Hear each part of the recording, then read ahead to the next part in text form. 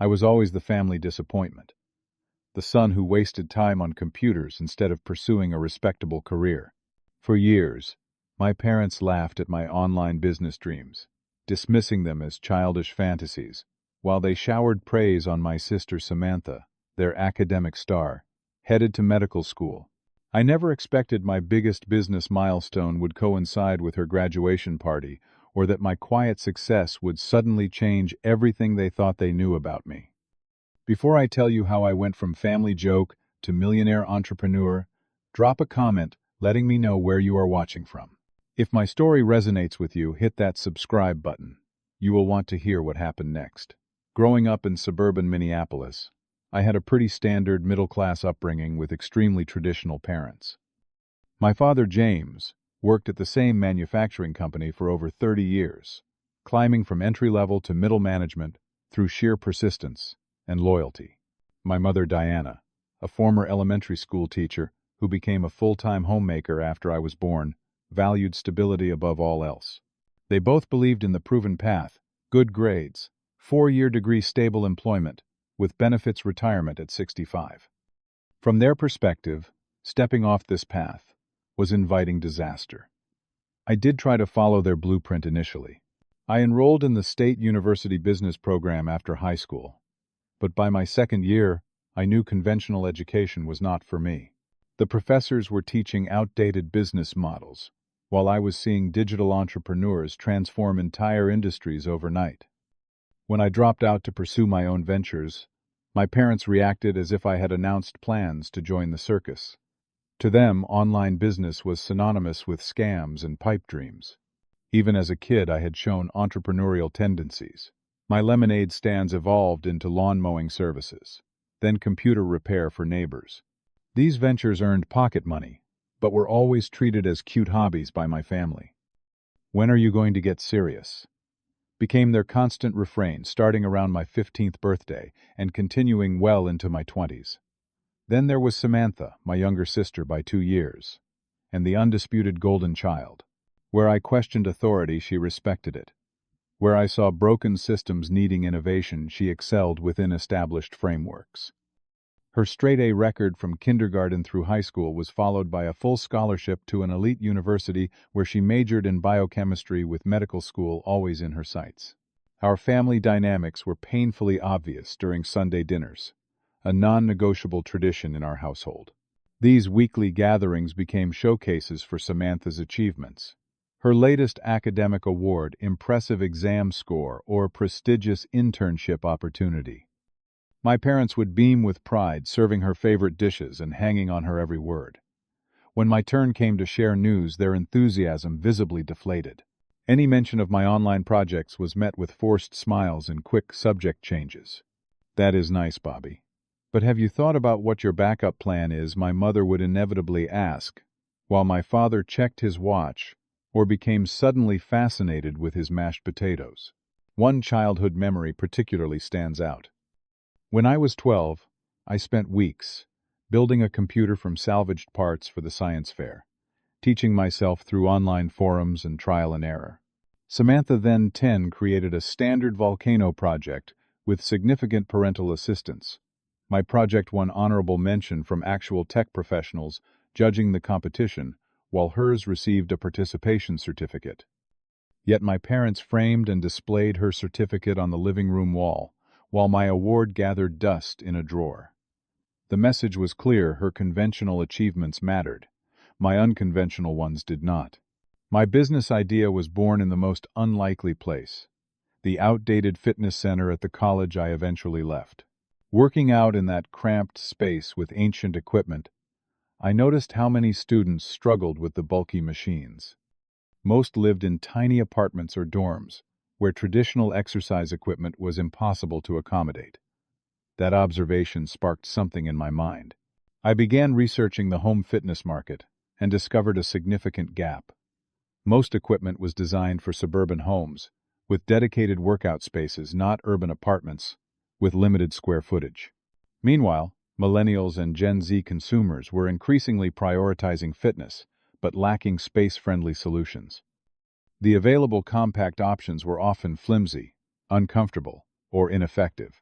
Late into the night while my classmates partied or studied, I sketched designs for space-saving fitness equipment that could deliver gym-quality workouts in minimal space. My flagship concept was an innovative folding workout bench with adjustable resistance bands that could provide over 50 exercises, yet fold to the size of a large briefcase. When not in use, it could slide under a bed or stand upright in a closet. The moment everything clicked was when I helped my friend Marcus move into his 400-square-foot studio apartment. He was a fitness enthusiast, but had to sacrifice his beloved weight bench due to space constraints. Watching his disappointment as the movers took it away, I knew with absolute certainty there was a market need I could fill. I spent months researching manufacturing options, e-commerce platforms, and digital marketing strategies. By Christmas break, I had a solid business plan, preliminary supplier contacts in Taiwan, and mock-ups of my product. I was bursting with excitement when I arrived home for the holidays, eager to share my vision with my family. The perfect opportunity came during Christmas dinner. Samantha had just finished describing her upcoming research project to enthusiastic nods and proud smiles from our parents and extended family. When the conversation finally lulled, I took a deep breath and shared my business concept. For a moment, there was silence. Then my father let out a chuckle that felt like a slap. "People buy gym equipment from real stores, not websites," he said dismissively. "That industry is dominated by big companies with factories and distribution networks. How do you think you can compete with that from your laptop?" My mother placed her hand on mine, her expression a mixture of concern and pity. "Honey, what about that accounting internship Mr. Peterson mentioned? That could lead to a nice, stable position." I tried explaining e-commerce growth statistics and the advantages of direct-to-consumer models, but my words fell on deaf ears. Samantha offered her own helpful input. "Maybe you should finish your degree first, Bobby," she suggested in that condescending tone she had perfected. "Business theory would help you understand why startups are so risky. My economics professor says 90% fail in the first year." My father nodded emphatically. "Listen to your sister. She understands how the real world works." He took a sip of his wine before delivering the final blow. "You need to stop chasing fantasies and grow up. No one gets rich selling things on the internet." I stared at the twinkling Christmas lights adorning our dining room, silently vowing to prove them wrong. Later that night, as I passed my parents' bedroom, I overheard them praising Samantha's medical school applications and lamenting their concern about what would become of Bobby. That moment crystallized my determination to succeed, not just for financial independence, but for validation they never thought I deserved. The following month, I moved out of my parents' house and into the cheapest studio apartment I could find in a less than desirable neighborhood.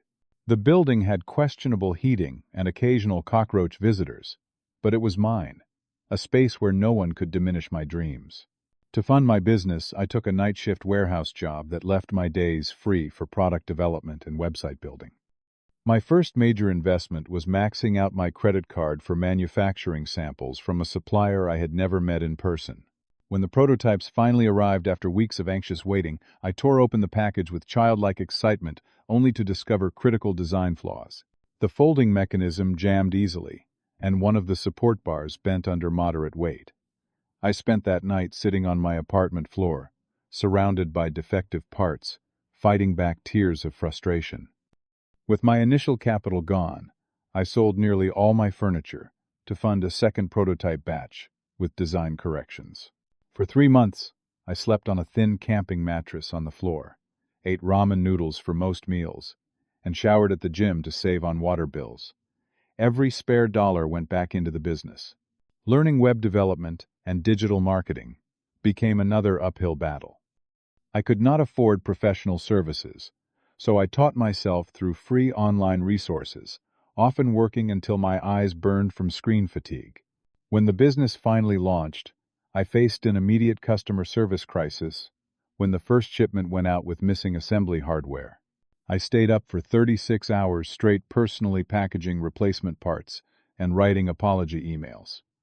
Throughout these struggles, the pressure from my family only intensified. My mother called weekly, her voice wavering between concern and disappointment. "I just worry about you, Bobby. Living in that neighborhood with no stability. Is this really what you want for your life?" My father took a more direct approach. "I could pull some strings and get you an entry-level position at the company," he offered during one particularly difficult month when sales were non-existent. Healthcare benefits from day one, and a clear promotion track. Why make things so hard on yourself? Every family gathering became an exercise in humiliation. At my 25th birthday dinner, my Uncle Gerald, a bank manager, grilled me about my little internet project while my cousins exchanged knowing glances. Before I could properly explain my business model, Samantha interrupted with her announcement of medical school acceptance, complete with partial scholarship. The conversation immediately pivoted to her achievement with champagne toasts and effusive congratulations. "To the future," Dr. Wilson, my father, proclaimed proudly, while my mother wiped away tears of joy. When I attempted to share news about a promising partnership with a fitness influencer later in the evening, my father cut me off mid-sentence to ask Samantha about her planned specialty. My business update remained unheard, deemed unimportant in comparison to my sister's conventional success. Even my small victories went unrecognized. When I mentioned making my first $1,000 in sales during Thanksgiving dinner, my father launched into a lecture about internet scams and the importance of reliable income. "These fly-by-night operations never last." He insisted, helping himself to more turkey. "Remember your cousin Patrick. He has been at First National for 5 years now. Already has a 401k match and company car." To preserve my dignity and determination, I began hiding my financial struggles from my family.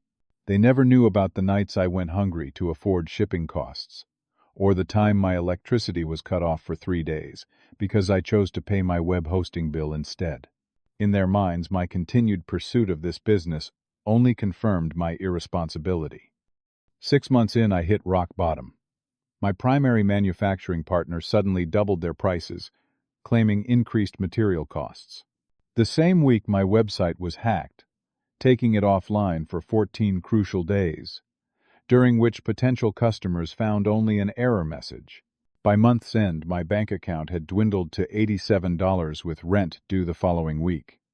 Living on peanut butter sandwiches and instant noodles, I developed insomnia from the constant stress of potential failure. After a particularly brutal Sunday dinner where my father suggested I stop playing entrepreneur and get a real job like adults do, I returned to my dark apartment and seriously contemplated giving up. That night, sitting at my desk with unpaid bills scattered around me, I opened my laptop and hovered my cursor over the button that would take my website offline permanently. One click would end this chapter. I could apologize to my parents, accept my father's job offer, and rejoin the path of respectability they had always wanted for me. For a long moment, my finger rested on the trackpad, trembling with the weight of the decision. Instead, searching for any source of motivation, I logged into an entrepreneur forum. I had joined months earlier but rarely visited. A post caught my attention. "When everyone tells you to quit, you are either crazy or onto something revolutionary. Figure out which one before you decide." I created a desperate post detailing my product concept and current challenges, expecting nothing. To my surprise, a user named Aaron, who had built and sold 3 successful e-commerce businesses, responded within hours. He requested a video call and spent 2 hours reviewing my product website and marketing approach. It was the first time anyone had taken my business seriously. "You have something special here," Aaron said, after asking pointed questions about my target demographic and manufacturing challenges. "But your marketing is all wrong. You are selling features when you should be selling transformation.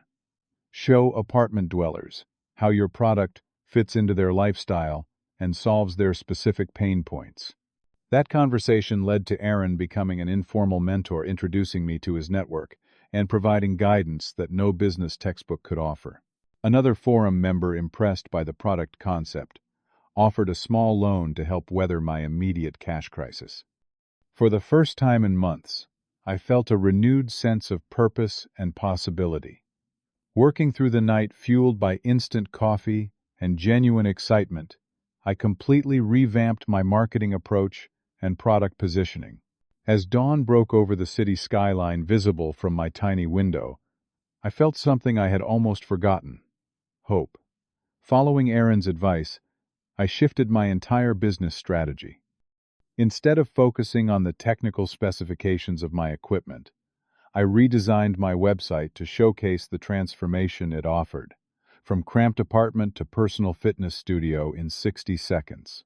I created educational content about effective workouts in limited spaces and positioned myself as an expert in urban fitness solutions. The first breakthrough came when Ryan Miller, a fitness influencer with 70,000 followers, agreed to review my product in exchange for a free unit. His video demonstrating how the bench fit perfectly in his New York studio apartment generated my first sales spike: 27 orders in a single day, more than I typically saw in 2 weeks. As orders increased, I hired a virtual assistant in the Philippines to handle customer service emails, allowing me to focus on product improvement and marketing. Based on early customer feedback, I made several key design enhancements and expanded the product line to include complementary accessories, specialized resistance bands, a digital workout guide, and space-efficient storage solutions. The business grew steadily. Within 4 months, sales increased from 2 to 3 units weekly to consistently moving 25 or more. I upgraded from my apartment operations to a small warehouse space where I could efficiently manage inventory and fulfillment. The day I crossed $10,000 in monthly revenue, I celebrated by ordering takeout from the fancy Thai restaurant I had walked past for months, but could never afford. Despite this progress, my family remained unimpressed.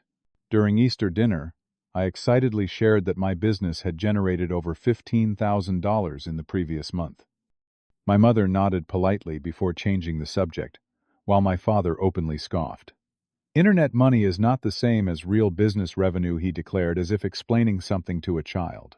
"These online trends are temporary." "What happens when people lose interest in your gadget?" Samantha chimed in with her unique brand of condescension. "It is great you are making some money, Bobby, but medicine is forever. People will always need doctors." She then launched into a detailed description of her prestigious rotation, with Dr. Friedman apparently a legendary figure in cardiology. The conversation quickly shifted to Samantha's accomplishments, my modest business success immediately forgotten. Later that week, I discovered my parents had invested in an expensive personalized stethoscope for Samantha's upcoming white coat ceremony. My birthday the previous month had been acknowledged with a generic card containing a newspaper clipping about career opportunities for those without degrees. Most hurtful was a conversation I overheard between my father and his brother. "Bobby is still playing shop on the computer," he said, with a dismissive wave. "At least Samantha is doing something meaningful with her life." Despite their continued skepticism, the business accelerated beyond my wildest expectations. A popular fitness magazine featured my bench in their innovative gear section, praising its ingenious design perfect for urban fitness enthusiasts.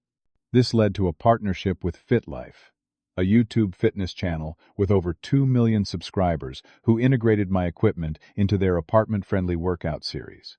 International orders began arriving from Canada, the UK, and Australia, forcing me to quickly learn about export regulations and international shipping logistics. To keep up with demand, I hired 2 full-time employees to manage fulfillment and expanded into a larger warehouse facility. The operation that had once fit in my tiny apartment now occupied 2,000 square feet of commercial space. Most surprising was an email from Timothy Branson, a venture capitalist who specialized in fitness industry investments. "Your solution to urban fitness challenges has significant scaling potential," he wrote. "I would like to discuss possible investment opportunities." After our initial meeting, he expressed interest in providing capital for expanded manufacturing and marketing in exchange for a minority stake. Revenue climbed steadily: 50,000, then 75,000, and finally breaking $100,000 monthly. The business that my parents had laughed at was now generating more annual revenue than my father's management salary. The warehouse team expanded to 7 employees, and my innovative designs had secured 2 patents with a third pending.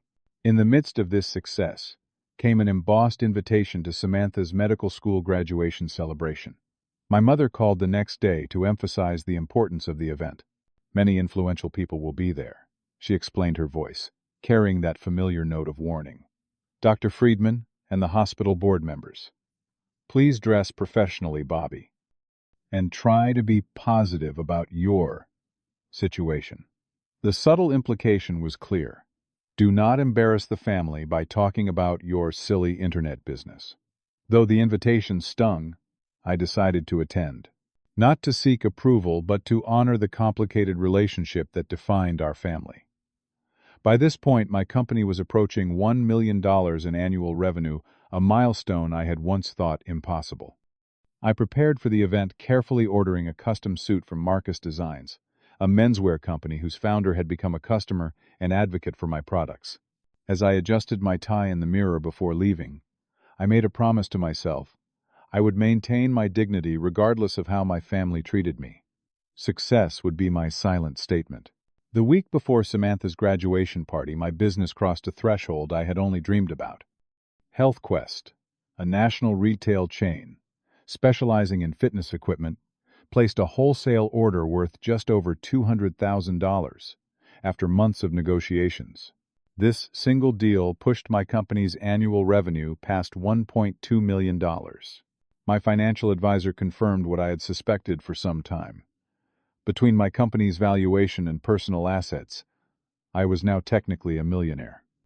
The achievement felt surreal, especially when I received a call the same day from Entrepreneur Monthly, requesting an interview for their Disruptors Under 30 feature. The reporter wanted to profile how my innovative approach to urban fitness solutions had captured a neglected market segment. I called Aaron that evening to share the news, remembering how his guidance had come at my lowest moment.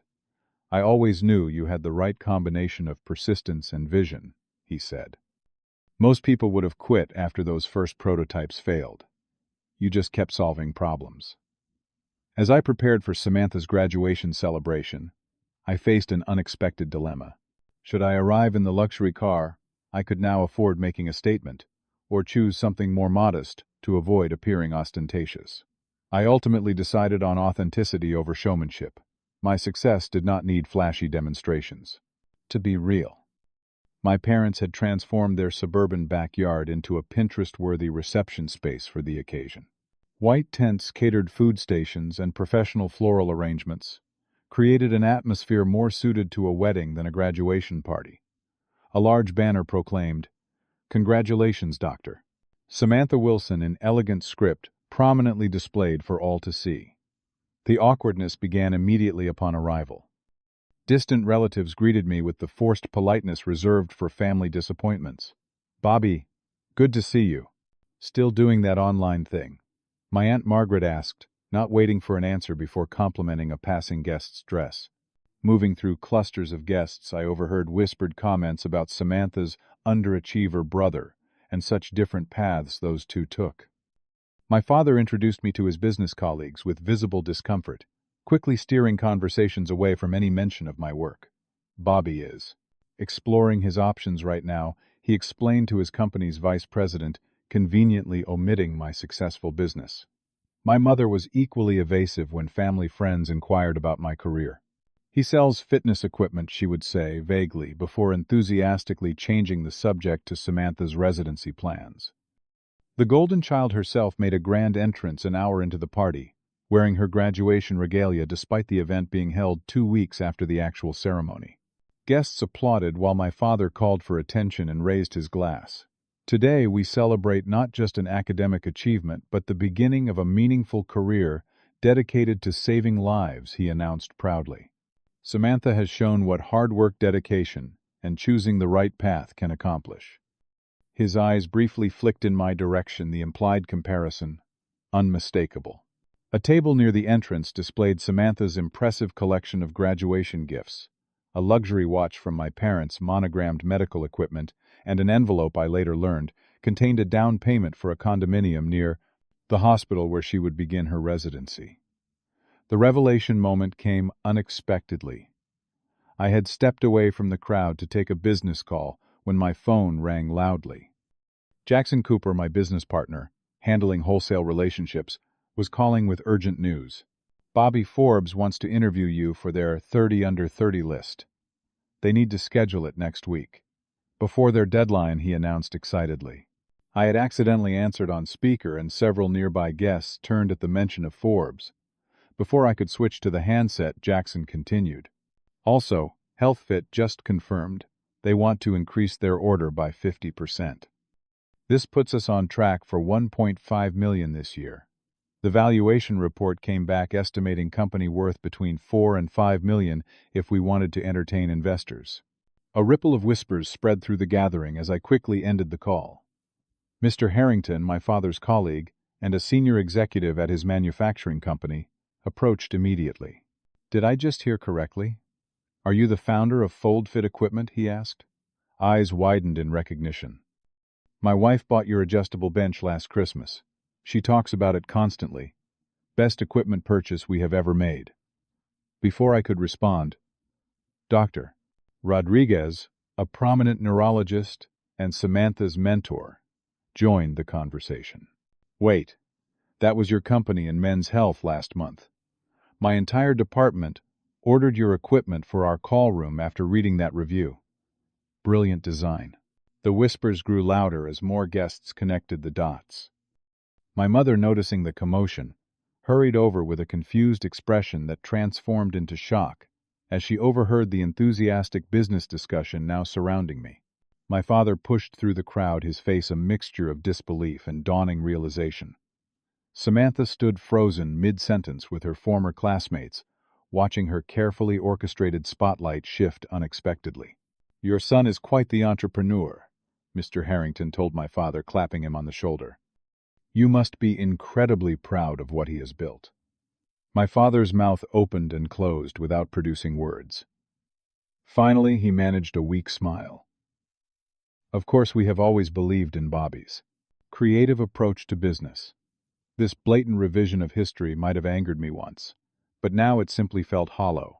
My mother, ever the social navigator, quickly adapted to the new reality.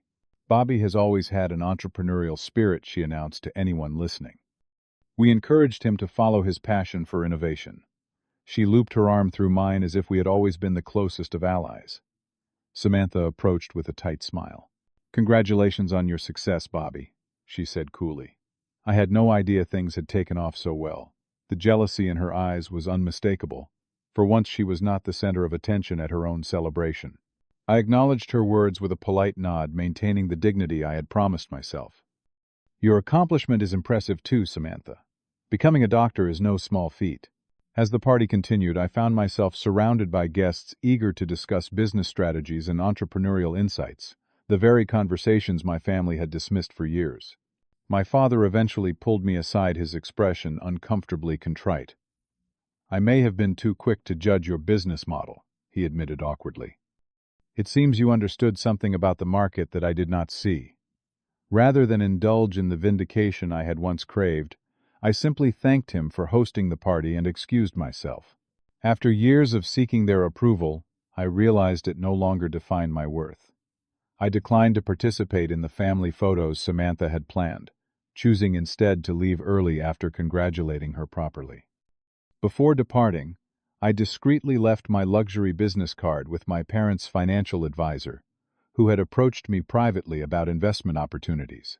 The embossed card, with its minimalist design and seven-figure company valuation, would speak volumes without me needing to say a word. In the weeks following Samantha's graduation party, I had time to process the emotional whirlwind of that day. The business continued its upward trajectory, with international expansion accelerating beyond projections. We secured office space in a prestigious downtown building, ironically in the same complex where my father had once suggested I apply for an entry-level position. My parents made awkward attempts at reconciliation. My father called to discuss potential synergies between my company and his manufacturing connections. My mother sent links to news articles about successful e-commerce businesses with notes saying, "This reminded me of you." Their sudden interest in my career felt both validating and hollow simultaneously. Even Samantha reached out, her medical authority temporarily set aside.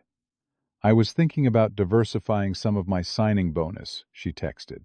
Would you have time to share some investment advice? The sister who once lectured me about business theory was now seeking my financial guidance. These developments forced me to confront difficult questions about forgiveness versus boundaries. Did their validation matter now that I had proven myself? Was I obligated to welcome them into my success after years of dismissal? Through reflection, I realized that holding on to resentment would only limit my own growth. I could acknowledge the pain of the past while choosing not to be defined by it. I launched the Urban Entrepreneur Foundation, with a portion of my profits providing mentorship and seed funding to young innovators from disadvantaged backgrounds. My first mentee was Derek, a college dropout with a brilliant concept for sustainable packaging but no business connections. Watching his idea evolve from concept to viable product brought a fulfillment that surpassed any revenue milestone. Healing with my family came gradually through small moments of genuine connection. My father and I had a lengthy conversation about generational differences in business perspectives. I was taught that stability meant security, he explained. The internet economy seemed so intangible to me. I worried you would have nothing to fall back on. For the first time, I could see his dismissal as misguided protection rather than lack of faith. My mother began asking thoughtful questions about my business model, genuinely trying to understand digital marketing concepts that once seemed foreign to her. Thanksgiving dinner that year marked a noticeable shift. My business accomplishments received equal billing with Samantha's medical achievements. The conversation flowed naturally between her patient care stories and my product innovation challenges. My parents appeared genuinely interested in both our journeys, no longer elevating one path above the other. The most significant moment came when my father attended the launch event for my newest product line. Watching him proudly introduce himself as Bobby's dad to industry influencers and investors healed a wound I had carried for years. After the presentations, he pulled me aside, his eyes uncharacteristically misty. I was wrong, son, he said simply. You saw the future when I was still stuck in the past. I am sorry it took me so long to understand what you were building. Through this journey, I discovered that success is not measured by proving critics wrong, but by creating something meaningful regardless of their opinions. True validation comes from impact, not dollars. My parents' limitations were not personal rejections, but reflections of their own fears and understanding of the world. I now realize that family relationships like entrepreneurship require investment patience and the willingness to grow beyond comfortable patterns. The business skills that helped me overcome manufacturing challenges and market resistance, persistence, adaptability, problem solving, served equally well in rebuilding family bridges. My company recently surpassed $2 million in annual revenue with distribution partnerships in 14 countries. The tiny apartment operation now occupies an entire floor of commercial space with 23 employees. More meaningful than these metrics is the community we have built. Over 100,000 customers who have transformed their living spaces into functional fitness environments. At our latest product launch, I looked out at the audience and saw my entire family in the front row genuinely cheering as I presented our vision for the future. Samantha, now in her residency, has found her authentic calling in medicine, while I have found mine in entrepreneurship.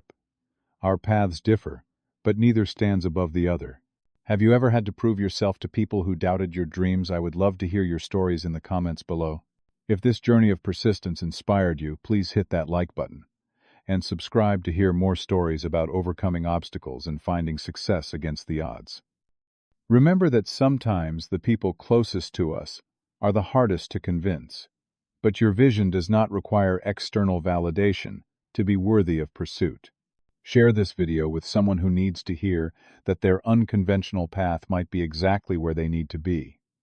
Thank you for listening, and never stop building your future even when others cannot see it yet.